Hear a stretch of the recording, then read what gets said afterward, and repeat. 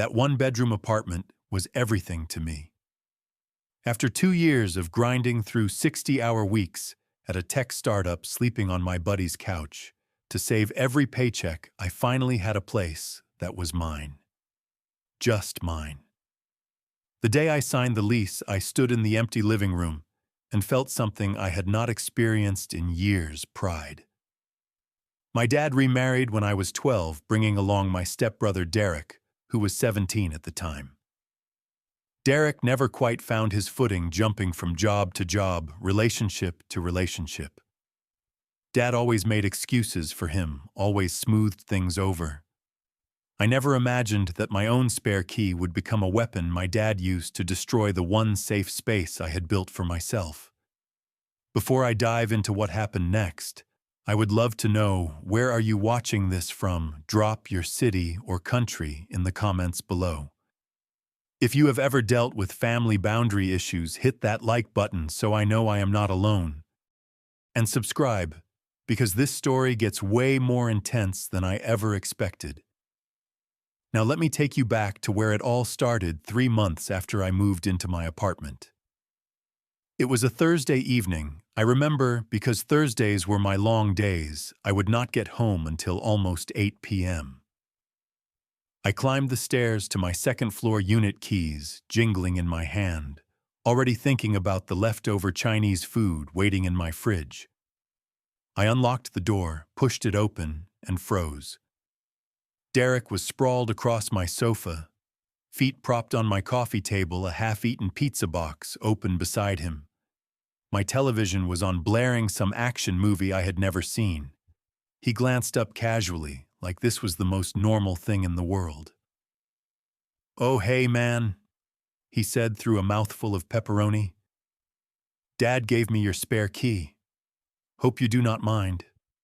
My place is getting fumigated." I stood there, hand still on the doorknob, trying to process what I was seeing. My brain could not catch up. This was my apartment, my space. I had given Dad a spare key for emergencies, like if I locked myself out or if something happened to me. Not for this. I cleared my throat, forcing myself to stay calm. "You could have called me first. Asked." Derek shrugged, reaching for another slice. "Dude, relax. We are family." That word family sat heavy in my chest. I wanted to argue, to tell him to leave, but instead I just nodded stiffly and walked to my bedroom. I needed to think. 10 minutes later, I was on the phone with my dad. "Dad, why did you give Derek my spare key without asking me?" There was a pause. Then my father's voice came through, calm and matter-of-fact.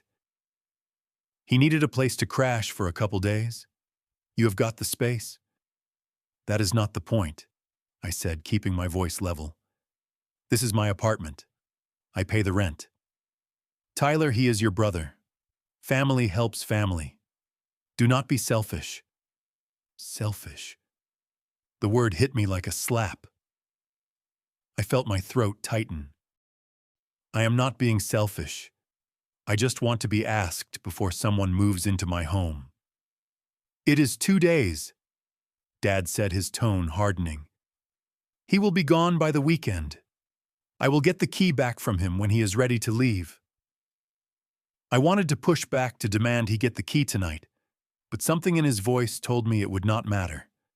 So I agreed reluctantly, hoping this would be the end of it. It was not. Day 2. Day 3. Day 4. Derek was still there. His duffel bag sat in the corner of my living room, his dirty dishes piled up in my sink. He drank the last of my milk and did not replace it.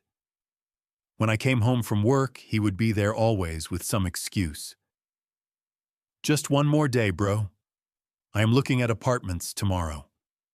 By day 5, I walked in to find Derek had invited 2 of his friends over. Beer bottles cluttered my counter. The air smelled like stale cigarettes. They were loud, laughing, playing video games on my television. I lost it. "Derek, what the hell is this?" I demanded, dropping my work bag by the door. He turned, grinning. Just having a few buddies over. Chill out. Chill out, this is my home. You said you would be gone days ago. One of his friends snickered. Derek waved a hand dismissively. Dad said I could stay as long as I need. Take it up with him if you have got a problem. His friends left shortly after, but Derek stayed. I called my dad again that night, and this time I did not hold back. Dad, Derek is having parties at my place. This has to stop. He is just being social, Dad replied, sounding almost bored. You used to be fun, Tyler. What happened to you? I need my key back. Today. Derek is going through a rough patch. His girlfriend left him. He lost his job. Can you not be compassionate?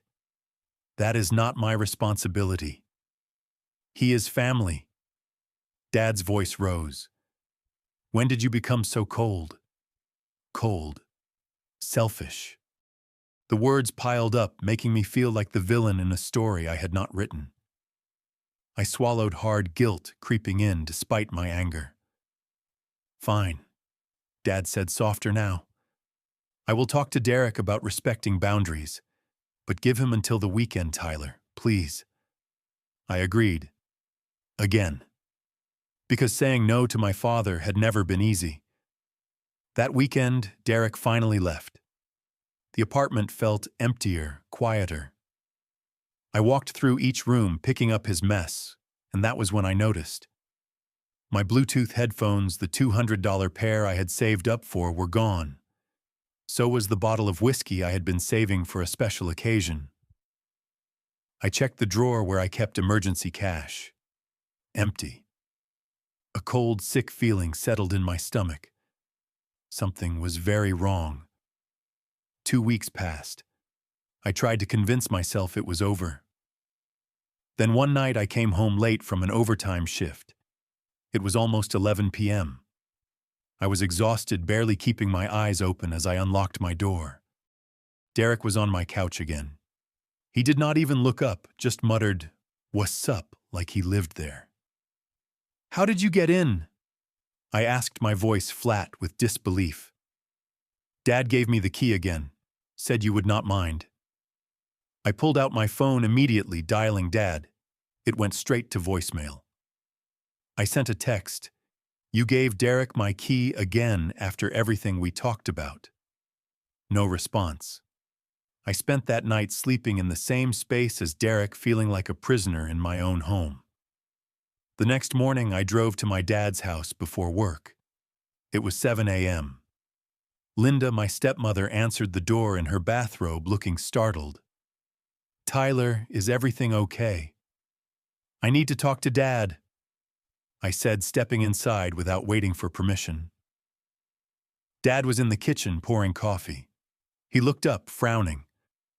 What are you doing here so early? This is the second time, I said, struggling to keep my voice steady. I specifically told you not to give Derek my key again. Lower your voice, Dad said sharply. Linda just woke up. I need my key back right now.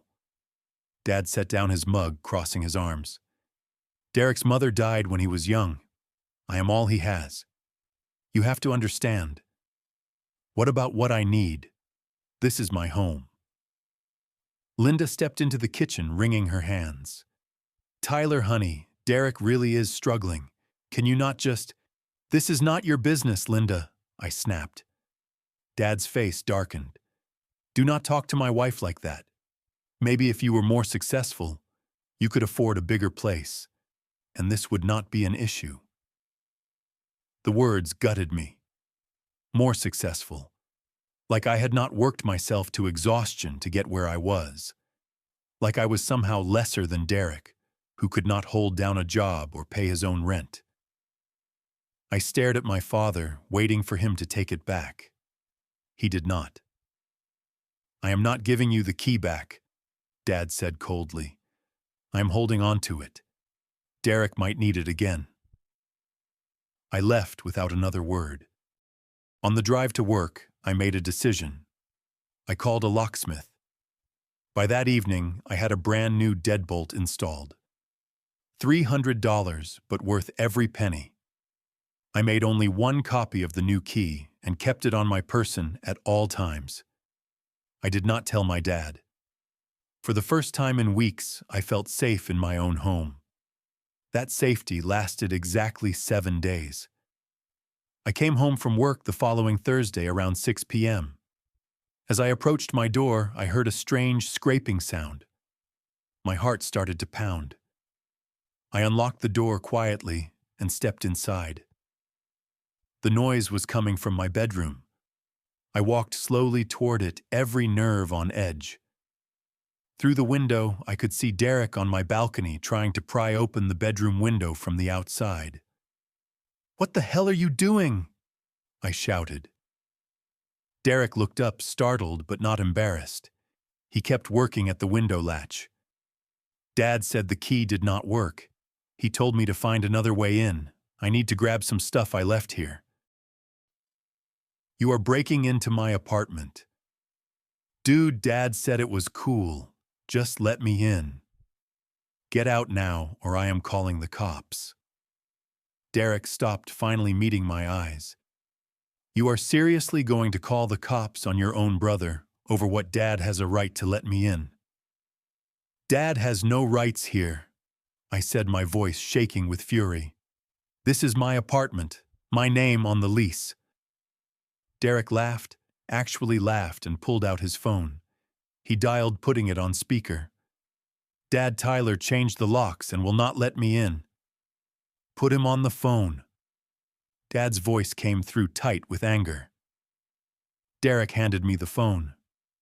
"Dad, Derek was breaking through my window." "He was not breaking in," Dad said. "He was trying to get his belongings. You had no right to change the locks without telling me." "Without telling you, this is not your apartment. As long as I am your father, you will respect my decisions. Now let Derek in." "No." The line went silent for a moment. Then Dad spoke, his voice ice cold. "Tyler, if you do not let him in right now, do not bother calling me your father anymore." The ultimatum hung in the air. Everything I had felt for the past weeks, the anger, the hurt, the betrayal, crystallized into a single clear realization. My father had chosen Derek over me. He had always chosen Derek.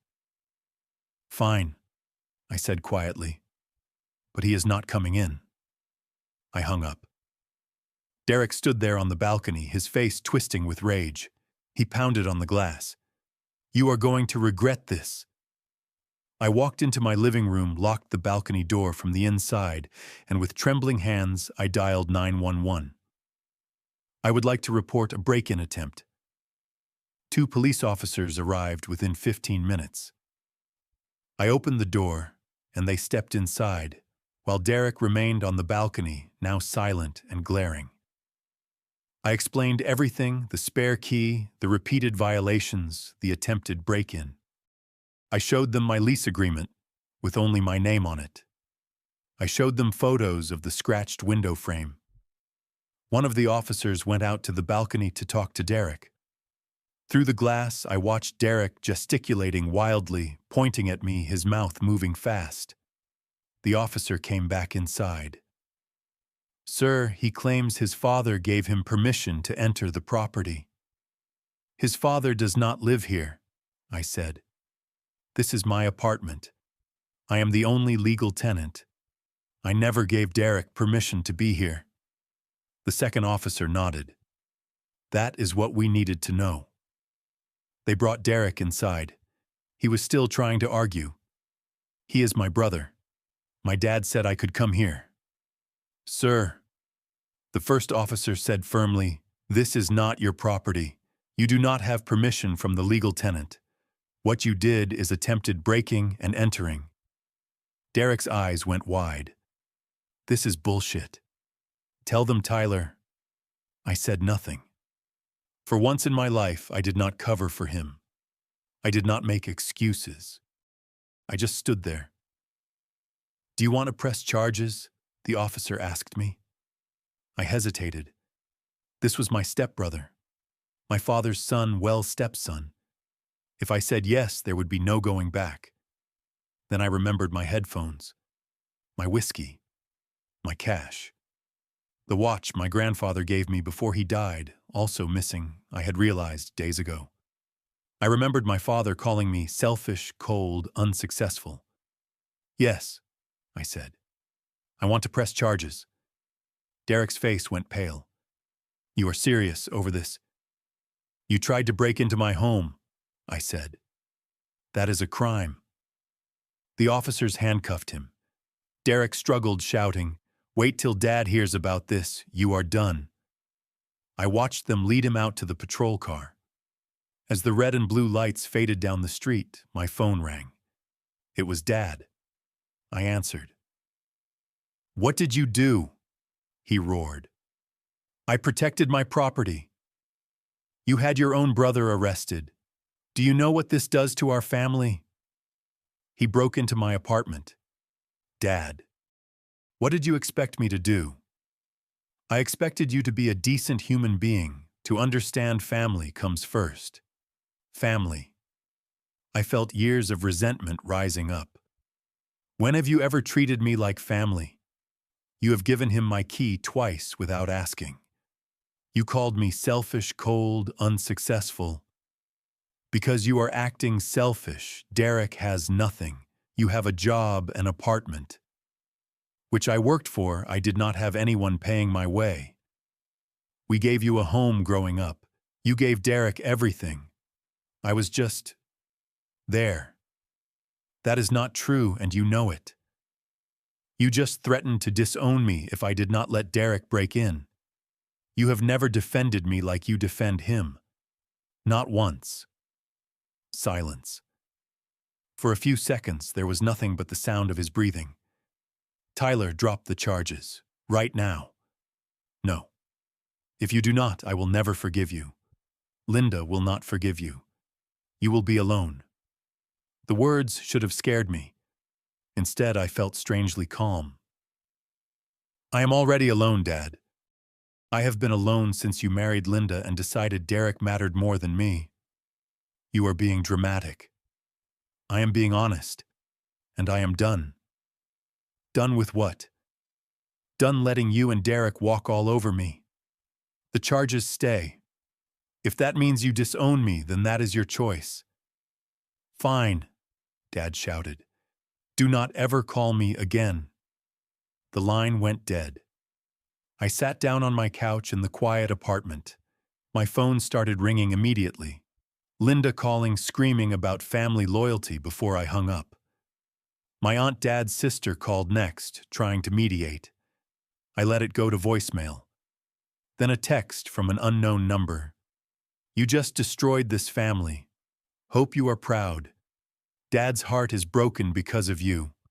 I will never forgive you for this." Derek using someone else's phone. I read it. Then I blocked the number. I blocked Derek's original number. I blocked Linda's number. I sat there in the silence, and for the first time in months, I did not feel anxious. I felt lighter. 2 days later, I received an email from my apartment management company. "We have been contacted by Frank, my last name, claiming to be a co-signer on your lease.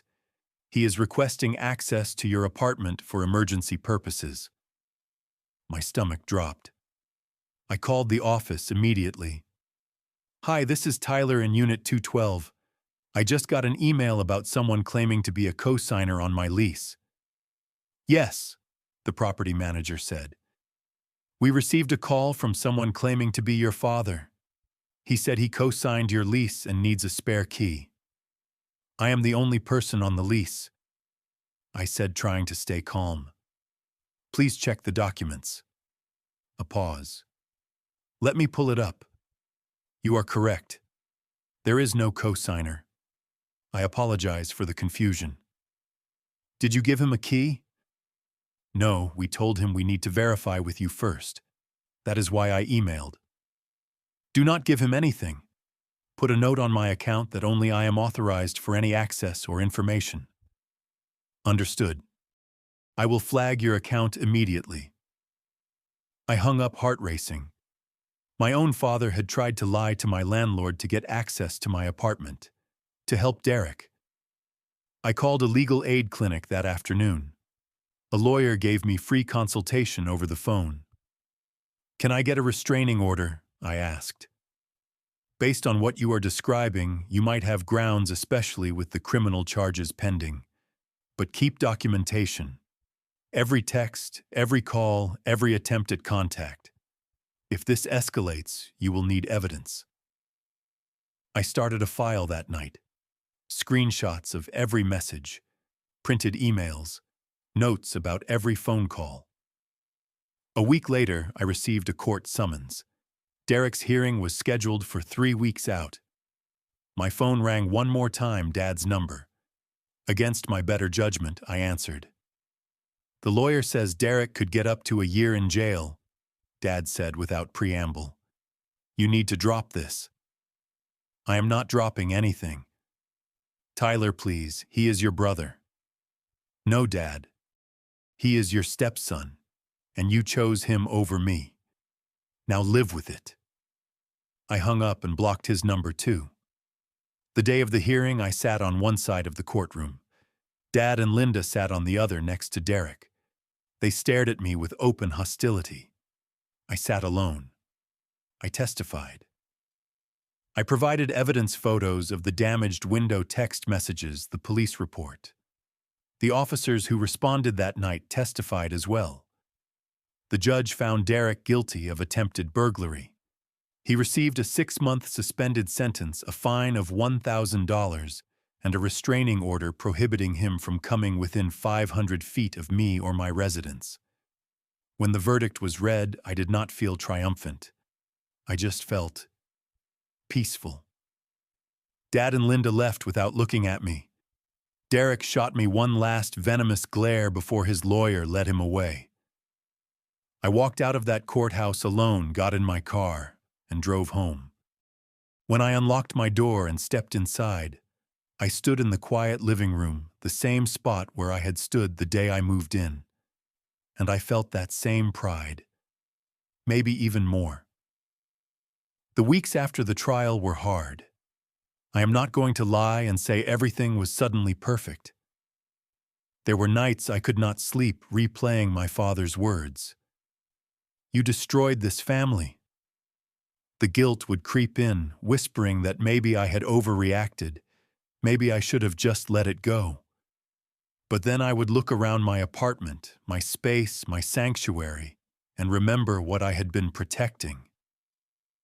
Extended family took sides. Some of Dad's relatives stopped speaking to me. My aunt called once, saying I had gone too far. A cousin sent a long email about forgiveness and family bonds. I read it and did not respond. But I also started therapy.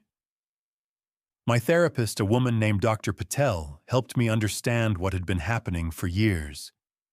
She used terms like emotional manipulation and enabling behavior.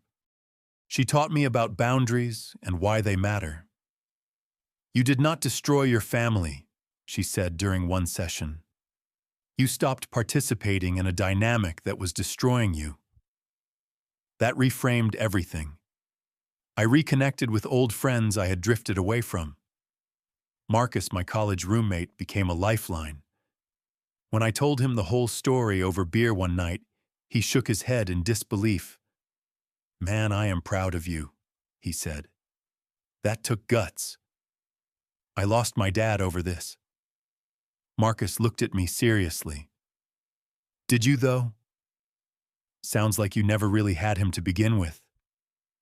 The words stung, but they were true. I started building new routines. I joined a gym and went every morning before work. I taught myself to cook, really cook, not just microwave leftovers. I took pride in my space, bought plants, hung artwork. For the first time, my apartment felt like a home, not just a place to sleep.